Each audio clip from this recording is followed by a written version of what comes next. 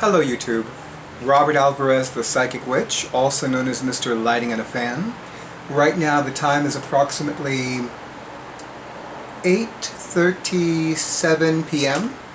I'm using an analog clock. 8:37 p.m. and the current date is Tuesday, September 3rd, 2019. The sun is in Virgo and the moon is in Scorpio. Although I believe tomorrow night the moon officially enters Sagittarius.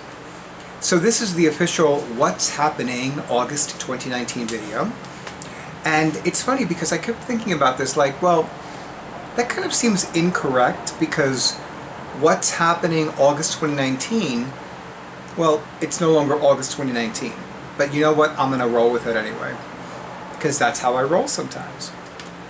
No, seriously, a lot of things did happen in August of 2019, or rather last month, that began, I'm going to say, planting the seeds for things that are going to start and continue and grow and expand between September 2019 and February 2020, maybe even as far ahead as March 2020. And I'm really excited about a lot of things that began happening last month. You know, it's always been, I want to say it's always been my thing, but it's more than that. You know, between my professional psychic practice and what I do in my position of employment, and not to mention, you know, attending cultural events, spending time with friends, household chores, spending time with my cats, you know, doing all those things, the fact of the matter is that I book up really fast. And I haven't worked traditional business hours since June 2001. So, you know, the fact of the matter is that if I want to attend something, I need to have as much notice as possible. Preferably 2 weeks to a month. And I know that things happen. You know, in my area, during the spring and summer months, they have a lot of outdoor concerts.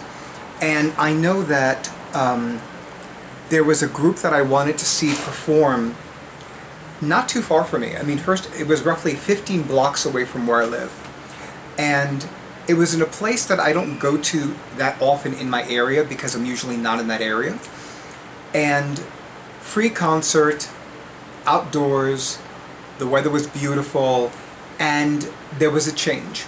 I was not able to attend, and I was, to say that I was to say that I was angry is an understatement. To say that I was bitched out is a bit of a closer, more accurate assessment. Because in my mind I'm like, well, why is this happening? I mean, I knew why it happened, I knew why I wasn't able to attend, but it bothered me, especially because I had my heart set on it. And I'm one of those people that if I have my heart set on something, and it's not unreasonable, like, you know, I'm not asking somebody to get me crystals from the rings of Saturn. No. I'm not asking for ice rings, I'm not asking for ice crystals from the rings of Saturn. I'm asking for something that is super reasonable. And I had more than a month's notice. So I was just like, why is this happening? Like, why is this even a possibility, you know? So, and for the record, I don't have anything against change. I really don't. My issue has always been when a change happens, as Isis's hisses echo what I'm saying. Isis is the alpha female of my household. Hello, Isis, you're so beautiful. And she's also my primary feline familiar. Now, as much as I love Isis, I would love to wring her neck. Now, it just so happens that my awesome audiovisual person grew up with tons of cats. So he is quite familiar with what is going on with cats, especially physiologically. I often refer to him as the cat whisperer. Now, there is something that has been going on in one of Isis's ears. However, she's not letting either one of us close to her so that we can help her. Isn't that right, Isis? See, both he and I would love to treat you. We would love to take away your pain and discomfort, but you need to let us. As opposed to continue to walk away from me, you little Yes, I kind of that out myself. That was not a sound effect from my awesome audiovisual person's technology. That was me. But the fact of the matter is that she needs to let us help her. See, if you let us help you, Isis, you will feel a whole lot better. And you want to feel better. I want you to feel better. He wants you to feel better. I also want to wring your neck. I love you, but I want to wring your neck because you're not letting us help you. If you let us help you, you'll be... Ay, que dramática, cojones. Coñazo. Anyway. Living with cats. Living with multiple cats. You know that some of you know this deal all too well. Do you want to be in the video, Isis? Nothing. Like I didn't say a word. Do you want to be in the video? Do you want to come up?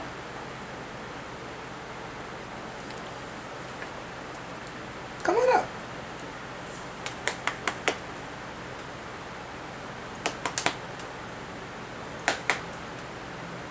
Okay, I'm done. Ladies and gentlemen of YouTube, I am so sorry. As I was saying, so I really enjoyed what I needed to have happen in August of 2019. The good things, the really good things. You know, the naps, the foods, the beverages, the watching the videos. It's so funny because I was telling one of my, I said this to some, I want to say that I said this to Swan of Dreamers, who I lovingly refer to as one of my favorite people on the planet, and she so is. And I think I said to her or somebody else, hello Isis, do you want to be in the video? From the peanut gallery in front of me. If you want to be in the video, come on up. Come on up. See, I love you. I so love you. But you need to let us help you. Let us help you, okay? I do love you. I want to wring your neck, but I love you. Yeah, well. Anyway, so I was telling this person, I said, you know, it's so funny. This is the busiest time of the year for me, but all I want to do is watch videos. I'm super behind on, let's see, the second season of American Gods, Stranger Things Series 3. I have yet to watch Season 4 of Veronica Mars because I'm still in Season 2. I'm super behind on Grace and Frankie Season 5. I haven't even finished Season 2 of Star Trek Discovery. I'm still in... Let me ask my awesome audiovisual person. Regarding Penny Dreadful, Season 2 or 3? Oh, Season 3. Okay, so we're like almost halfway through Season 3 of Penny Dreadful. I know it's not on the air anymore, but there are some shows that I do watch with my awesome audiovisual person. We're completely caught up with Marvel's Agents of S.H.I.E.L.D. and completely caught up with The Orville, Season 2. Right? Season 2? Yeah, okay. So yeah, so definitely we're completely caught up there. And that makes me happy. Anyway, but yeah, I'm very excited about September 2019 through February 2020. I am so happy, and I realized, and I didn't realize this until today. See, several years ago I used to work for a really great nonprofit organization, and one of the senior employees once said to me that before she goes away, like on a vacation, she'll do so much more. That way when she comes back, she has less that she needs to do, and she can ease back. I don't remember the exact word she used, but I'm going to say ease back easily and gracefully. And I realized a few hours ago that that's what I've been doing, because as most of you know by this point, next Monday, September 9th, 2019, I lead the very first of my monthly Great Goddess Circles. And later that week, towards the weekend, I will happily, lovingly, deliciously be back at Notions and Potions to give readings.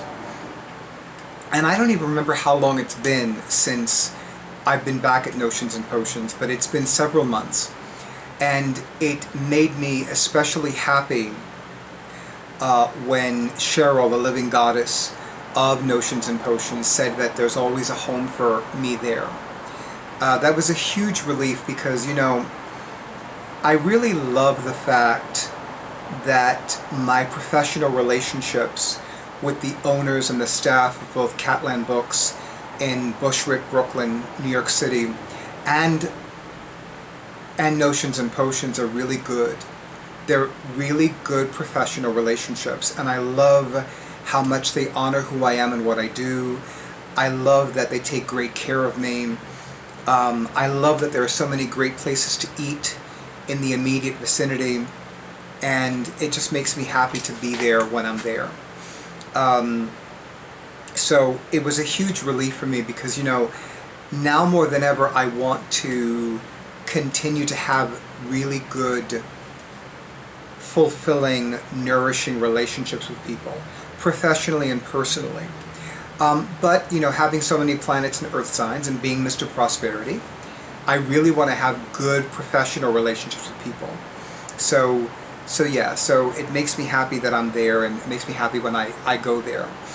And that's the thing with that. So with that being said, I want to show you one of the books that I am reading, and then begin to close this video. So since I mentioned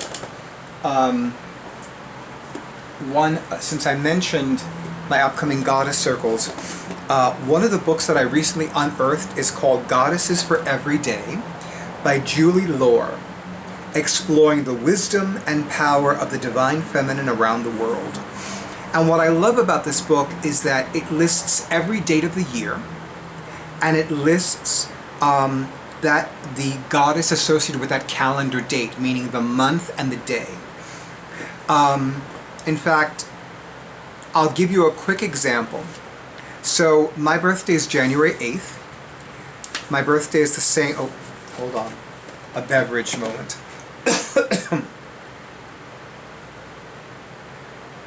Okay. Like I was saying. So my birthday is January 8th, which I shared with, among others, Elvis Presley, David Bowie, Susie Sales. And the goddesses associated with January 8th are the Fates. And the key word underneath is destiny. The Fates, or Moirae in Greek, are goddesses of fate, which was thought to be fixed. Destiny, on the other hand, could be altered by choice or acts of will. The Fates are three daughters of the goddess Nyx, whose name means night. The daughters are called Clotho, meaning spinner, Lachesis, meaning apportioner, and Atroposi, meaning cutter, as in atrophy. Coincidence? Yeah, right. Their names suggest their roles in casting the fate of a mortal, or somebody that looks like a mortal.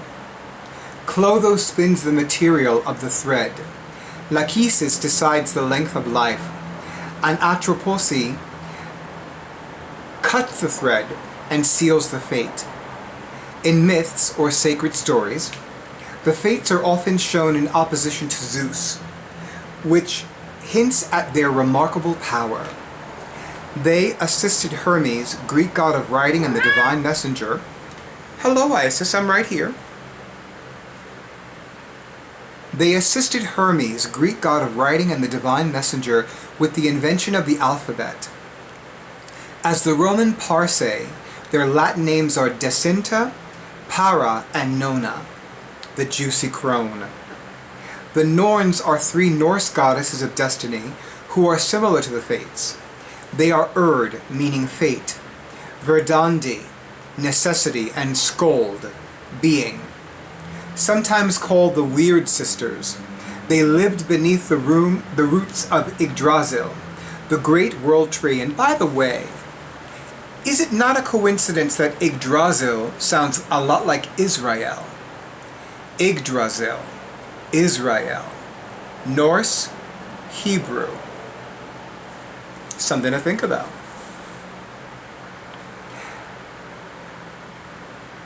Which grows at the very center of the cosmos. The Norns control the destinies of both deities and humans, as well as overseeing the unchanging laws of the universe. Each person's life was one string in their loom, and the length of the string determined the length of the person's life. And at the bottom of each entry is a contemplation, which would be an affirmation. I make the most of the portion allotted to me today. Now, what I love about this is that hello Isis, I'm almost done with the video. You know what that means, right? Yes, you do. She has that look on her face like, if I must. So, I purchased this book at my beloved Borders bookstores, and I found this series of magnetic bookmarks. Now, I purchased these the same day that I purchased this book. I had been waiting for months for there to be a set with the letter R. Now, I don't remember the name of the company that manufactures these bookmarks, but they're located in, get this, Destin, Florida. If you add a Y to the letter Destin, or rather if you add the letter Y to the word Destin, you get destiny. And after I purchased this set that contained the letter R, that was the last time I saw this set of R magnetic bookmarks at that Borders or all the other Borders bookstores I used to go to in Manhattan. And from the time that I purchased the set of 3 magnetic R bookmarks until the day they closed their doors for business, they did not have any others since.